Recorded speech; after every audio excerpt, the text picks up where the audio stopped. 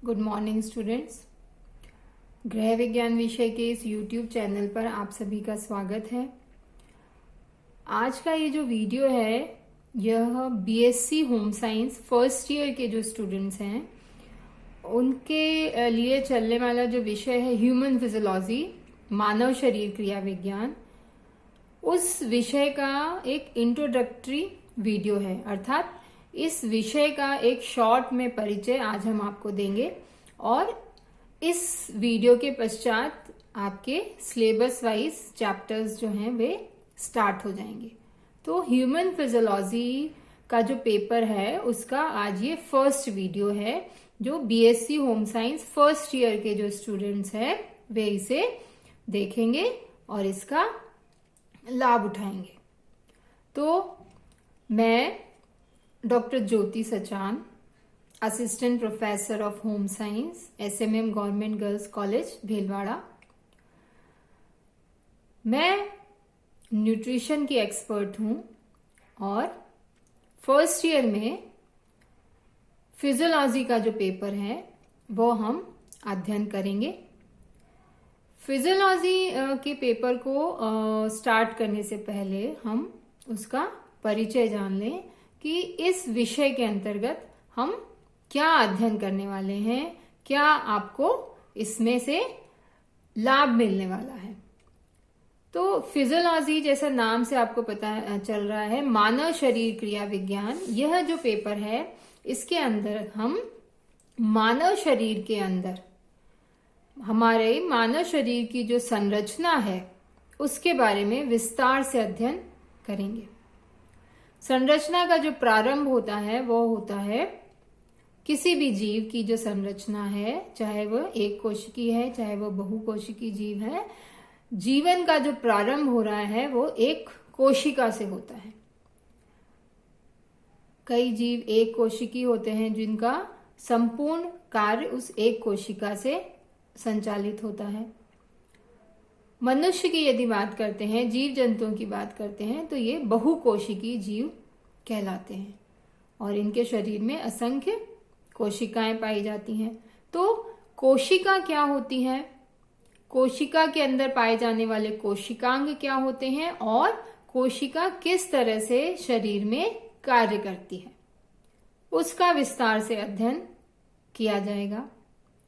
इसके पश्चात कोशिकाओं से मिलके ऊतकों का निर्माण होता है। समान कार्य करने वाली जो कोशिकाएं हैं वे मिलकर ऊतक का निर्माण करती हैं और हमारे शरीर में जिस प्रकार विभिन्न प्रकार की कोशिकाएं पाई जाती हैं उसी प्रकार से विभिन्न प्रकार के ऊतक पाए जाते हैं। तो ऊतक क्या होते हैं, कौन कौन से प्रकार के हैं और उनका क्या कार्य है हमारे शरीर में, इसका भी अध्ययन हम चैप्टर वाइज करेंगे। इसके बाद आगे बढ़ते हैं, कोशिका से बना ऊतक और ऊतक से बनता है अंग। हमारा जो शरीर है, जीव जंतुओं का जो शरीर है वह विभिन्न प्रकार के अंगों से मिलकर बना हुआ होता है। तो ऊतक से अंग का निर्माण होता है जिसको हम ऑर्गन बोलते हैं। फॉर एग्जाम्पल जैसे आपके लंग्स हुए, फेफड़े, तो फेफड़े जो हैं वह एक अंग है और दो फेफड़ों को जोड़ने वाली जो नलिकाएं हैं वो श्वसन नलिका है, वो भी एक अंग है। इसी तरह से बात करते हैं हृदय की, तो हृदय अपने आप में एक अंग है। अब यह जो अंग होते हैं, एक समान जो कार्य करने वाले जो अंग हैं, जो किसी विशेष फंक्शन के लिए रिस्पॉन्सिबल होते हैं, ये अंग मिलके एक सिस्टम बनाते हैं शरीर के अंदर। तो सिस्टम जो है उसे हम बोलते हैं तंत्र। अब इसके बारे में आपने जरूर सुना है, बॉडी के अंदर अलग अलग सिस्टम पाए जाते हैं। बहुत आसान है इसे समझना। सिस्टम जैसे कि पाचन तंत्र। अब पाचन तंत्र क्या करता है? यस, पाचन तंत्र भोजन का पाचन करता है। तो पाचन तंत्र के अंदर जितने भी अंग सम्मिलित होते हैं, क्योंकि एक अंग से तो सिस्टम बनता नहीं है, अलग अलग ऑर्गन मिलके किसी एक सिस्टम को बनाते हैं। तो आज हम अभी एग्जाम्पल लेते हैं पाचन तंत्र का, राइट। तो पाचन तंत्र जो है ये कहाँ से प्रारंभ होता है? हमारे मुंह से, माउथ से स्टार्ट होता है। अब आप बताइए माउथ में क्या क्या होता है? माउथ में टीथ होते हैं, टंग, लार ग्रंथियां होती हैं। इसके बाद माउथ आगे जुड़ा हुआ होता है ग्रास नलिका से, ईसोफेगस से। अब ईसोफेगस जो होती है वो भोजन को निगलने का काम करती है। मुंह के अंदर तो क्या हुआ? भोजन की चुइंग हुई, पीसा गया भोजन को, लार उसमें मिक्स हो गई। और टंग जो है वो हेल्प क्या कर रही है? भोजन को घुमाने में हेल्प कर रही है। तो इस तरह से ये अलग अलग अंग हैं। और फिर भोजन ग्रास नली से होता हुआ आमाशय में चला गया, जिसे स्टमक कहा जाता है। स्टमक में पाचन की प्रक्रिया होती है, वहां से छोटी आंत में गया और छोटी आंत से बड़ी आंत में गया। और बड़ी आंत जो होती है अंत में गुदा द्वार में खत्म होती है। और जो अपशिष्ट पदार्थ बचता है पाचन के पश्चात, पाचन और अवशोषण के पश्चात, तो वह जो अपशिष्ट पदार्थ है वह गुदा द्वार द्वारा मल के रूप में बाहर निकाल दिया जाता है। तो इस प्रकार अभी हमने बात करी एक तंत्र क्या होता है, हमने बात करी डाइजेस्टिव सिस्टम के बारे में कि पाचन तंत्र क्या है और पाचन तंत्र में कौन कौन से अंग हैं जिन्होंने मिलके पाचन तंत्र का निर्माण किया। इसी तरह से और दूसरे ऑर्गन्स और दूसरे सिस्टम्स हैं बॉडी में। जैसे हम बात करें रेस्पिरेटरी सिस्टम, जिसको हम बोलते हैं श्वसन तंत्र। अब जो श्वसन तंत्र होता है वो केवल फेफड़े ही नहीं होते हैं, उसमें लंग्स नहीं होते हैं, वो नोज से स्टार्ट होता है। उसमें नोज आती है, उसके बाद ग्रसनी आती है, फिर श्वास नली से फिर लंग्स में जाता है और इस तरह से श्वसन तंत्र का निर्माण होता है। इसी के साथ अन्य तंत्र की बात करें तो जैसे उत्सर्जन तंत्र। उत्सर्जन तंत्र में मूत्र उत्सर्जन तंत्र होता है, जिसमें किडनी के बारे में हम पढ़ते हैं और किडनी के द्वारा मूत्र का निर्माण किया जाता है। तो इस तरह से यह उत्सर्जन तंत्र है। उत्सर्जन तंत्र में और दूसरे सिस्टम भी हम पढ़ते हैं और ऑर्गन पढ़ते हैं, जैसे स्किन होती है, त्वचा जो है व्यक्ति की, वह भी उत्सर्जन तंत्र का कार्य करती है।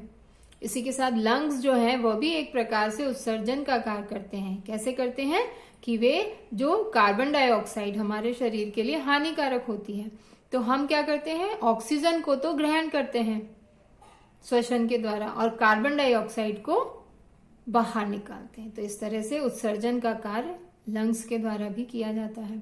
और दूसरे सिस्टम की बच्चों अगर बात करें तो और दूसरे सिस्टम्स में जैसे सर्कुलेटरी सिस्टम, आप जानते हैं सर्कुलेटरी सिस्टम परिसंचरण तंत्र है। तो परिसंचरण तंत्र में हम किसका अध्ययन करेंगे? हृदय का। हृदय से जो निकलने वाली रक्त वाहिनियां हैं, जिनको धमनी और शिराएं कहा जाता है, वे इसके अंतर्गत आती हैं।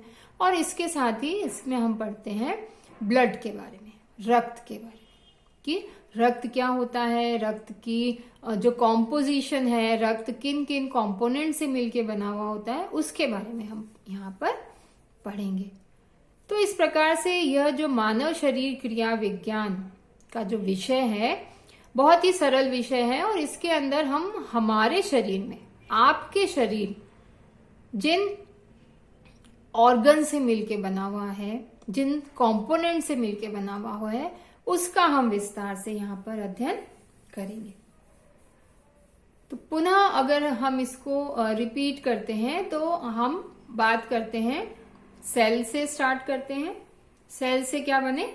टिश्यूज का निर्माण हुआ और टिश्यूज से ऑर्गन्स का निर्माण हुआ। अब ऑर्गन जो है वो सिस्टम का निर्माण करते हैं, तंत्र का निर्माण करते हैं, जैसे पाचन तंत्र, श्वसन तंत्र, परिसंचरण तंत्र और उत्सर्जन तंत्र।